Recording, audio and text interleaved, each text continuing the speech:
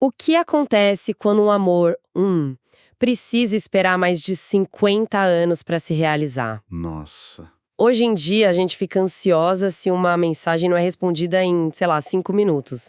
Imagina esperar uma vida inteira. É. É uma escala de tempo que parece de outro planeta, mas é o coração da história que a gente vai analisar hoje. É uma premissa que desafia totalmente a nossa concepção moderna, né, de tempo e de relacionamento. E é por isso que ela continua tão poderosa. Sejam bem-vindos! Hoje vamos mergulhar na obra-prima de Gabriel Garcia Marques, Amor nos Tempos do Cólera, de 1985. Um clássico. A nossa fonte é um resumo bastante detalhado que nos dá os pilares do romance.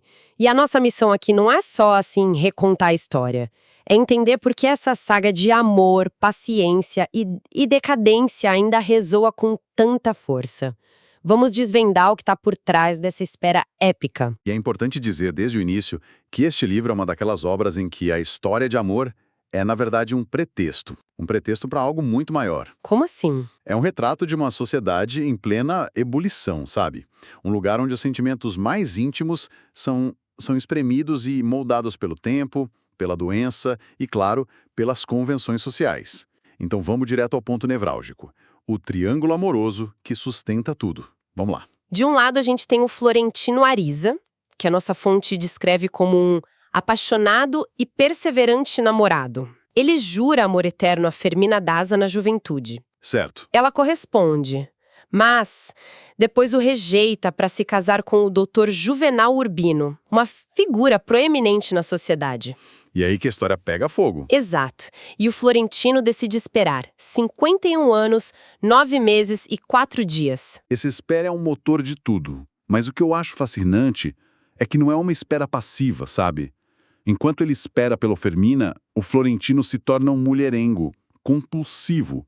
Ele tem centenas de casos. Nossa. Ele se joga no mundo para tentar aplacar a ausência dela, o que já complica muito aquela ideia do herói romântico tradicional, né? Com certeza. E isso nos leva à dinâmica entre os três. Não é uma historinha de mocinho, mocinha e rival. De jeito nenhum. É quase um embate de filosofias de vida. O Florentino representa a paixão caótica, febril, que se recusa a seguir as regras do tempo ou da sociedade. Enquanto o Dr. Juvenal Urbino é o oposto completo. Ele é a ordem, a ciência, o progresso, a razão.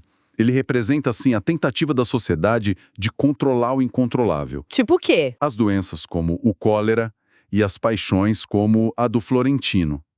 Ele é aquele homem que acredita em horários rígidos, em soluções científicas e na estabilidade do casamento como uma instituição social. Mas é justo dizer que o Dr. Urbino é só um símbolo da sociedade, um obstáculo. Afinal, ele era um homem dedicado à ciência, né? Ele lutava ativamente contra a epidemia de cólera. Não tem uma certa nobreza nele também, que complica essa ideia de que ele é só um marido conveniente? Essa pergunta é excelente. É excelente porque toca no centro da genialidade do Garcia Marques. Certo. O Urbino não é um vilão. Ele é, em muitos aspectos, um homem bom, um homem admirável. E é exatamente isso que torna o dilema da Fermina Daza tão real. Ela não escolhe entre o bom e o mal. Exato. Ela não escolhe entre o amor verdadeiro e um casamento ruim. Ela escolhe entre dois tipos de vida, ambos com seus méritos. A vida de paixão avassaladora, mas incerta com o Florentino. E a vida de estabilidade, respeito, segurança, mas talvez sem aquela chama da juventude com o Urbino. Isso mesmo. E a Fermina Daza está ali, no meio desse cabo de guerra. Ela não é só o objeto de amor, como a fonte diz, ela é uma agente ativa que faz uma escolha. Pragmática.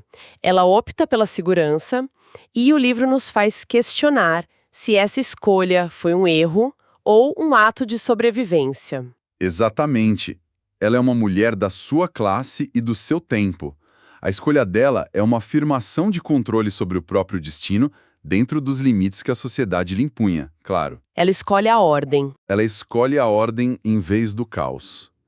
E essa tensão entre a paixão caótica e a ordem social nos leva direto para os temas mais profundos do livro. Sim, porque a nossa fonte destaca uma conexão que, para mim, é a chave de tudo. a relação entre o amor e a doença. À primeira vista parecem opostos, né? Um dá vida, o outro tira. Mas no livro, eles são quase a mesma coisa. Como é que essa fusão funciona? Olha, funciona em um nível literal e metafórico. Literalmente, os sintomas do mal do amor que o Florentino sente na juventude Sim. a palidez, a febre, os batimentos cardíacos irregulares são tão intensos que ele é diagnosticado por engano com cólera. O Garcia Marques borra completamente as linhas entre a patologia da paixão e a patologia da doença. Isso já é incrível, mas o que isso significa num sentido mais amplo? Num sentido mais amplo, o autor está sugerindo algo muito provocador. A sociedade da época, representada pelo Dr. Urbino, via o cólera como um inimigo a ser controlado, erradicado pela ciência e pela ordem. Certo, fazia sentido.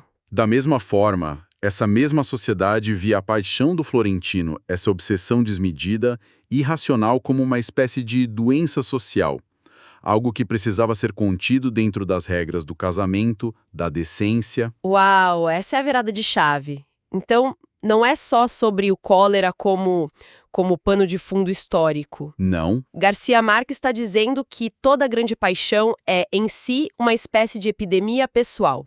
Ela te isola, te dá febre, muda a sua percepção do mundo. É uma força da natureza que a sociedade não consegue controlar, assim como não controlava a doença. precisamente. O amor do Florentino é o cólera particular dele. Uma doença crônica que ele carrega por mais de 50 anos. Nossa. E enquanto o cólera real mata e destrói, a doença do amor é o que o mantém vivo. É o que dá propósito à existência dele. É uma inversão genial, entende? A obsessão que o consome é também a força que o sustenta contra a passagem do tempo e a iminência da morte. E essa sociedade que tenta controlar tudo, tanto a doença quanto a paixão, ela não existia num vácuo, né? O palco onde tudo isso se desenrola, a Colômbia da virada do século XIX para o XX, é quase um personagem em si. A fonte diz que foi uma época de imensas transformações sociais e políticas. Sim, e isso é fundamental para a gente entender as escolhas dos personagens. O livro se passa numa cidade portuária fictícia, mas que reflete Cartagena durante um período de guerras civis, de instabilidade política, de mudanças econômicas profundas na América Latina. É um mundo onde o velho e o novo estão em conflito constante. A fonte menciona as mudanças na estrutura das classes sociais como um ponto central.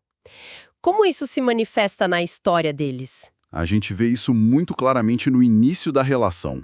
O pai da Fermina Daza a proíbe de ver o Florentino. Por quê? Porque ele, um simples operador de telégrafo, era considerado socialmente inferior. O pai dela, um homem que fez fortuna de forma duvidosa, queria que a filha se casasse com alguém da elite estabelecida como o Dr. Urbino.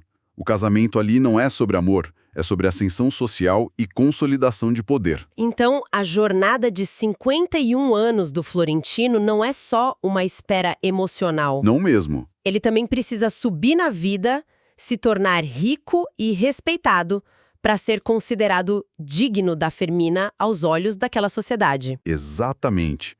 Ele precisa vencer o jogo social para ter uma chance no jogo do amor. Isso mostra como as barreiras de classe eram tão concretas e difíceis de transpor quanto o próprio tempo. A história pessoal deles está completamente entrelaçada com as forças econômicas e sociais da época. E, claro, pairando sobre tudo isso, a epidemia de cólera. A fonte diz que a influência dela ia muito além da medicina. Como que uma doença constante no ar muda a mentalidade de uma população? Muda tudo. A presença constante da morte súbita, indiscriminada, cria uma atmosfera de urgência e ao mesmo tempo de fatalismo. Imagino. As bandeiras amarelas nos navios, sinalizando quarentena, o cheiro de desinfetante nas ruas, o medo do contágio, tudo isso molda a vida cotidiana. Nesse cenário, um juramento de amor eterno, como o do Florentino, se torna ainda mais radical. É um ato de fé absurdo. É um ato de fé absurdo num mundo onde a vida é extremamente frágil. Isso levanta uma questão importante que eu acho que é a grande sacada do livro. As grandes forças da história, a doença, a política, a economia, não são coisas abstratas. Não são. Elas entram na nossa casa, determinam com quem a gente pode se casar, definem os limites dos nossos sonhos. A história deles não poderia ter acontecido em outro lugar ou em outro tempo. Não mesmo. Ela acontece, como o título diz, nos tempos do cólera. E isso faz toda a diferença. O amor deles é forjado, testado e finalmente consumado em meio à decadência, à mortalidade e ao mundo em transformação. A beleza e a melancolia da história vêm justamente dessa fusão entre o íntimo e o épico. Fazendo um balanço, então.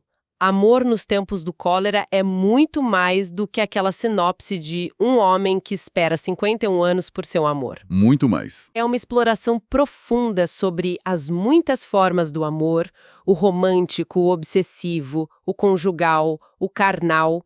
É uma meditação sobre o tempo, a memória e a velhice. E é também uma crônica social. Uma análise de como as estruturas de classe, as guerras e as doenças moldam os destinos individuais. A saga do Florentino e da Fermina é o fio condutor que nos guia por meio século de história latino-americana. No fim, o que fica é essa ideia de uma persistência que beira a loucura, mas que de alguma forma triunfam. Uma vida inteira dedicada a um único sentimento que sobrevive a tudo. O que nos deixa com um pensamento final para refletir. A fonte nos conta sobre a espera do Florentino, mas a obra completa revela que, durante essa espera, ele teve 622 outros relacionamentos. 622, sim. Ele se manteve virgem de coração para Fermina. Isso nos força a questionar o que é de fato a fidelidade. É a abstinência física, uma espera passiva e inabalável, ou é a capacidade de manter um sentimento essencial, um núcleo de devoção intacto, enquanto se vive uma vida inteira de outras experiências? O livro não nos dá uma resposta fácil, mas nos convida a pensar nas múltiplas e por vezes contraditórias formas que a lealdade pode assumir, quando medida não em dias, mas em décadas.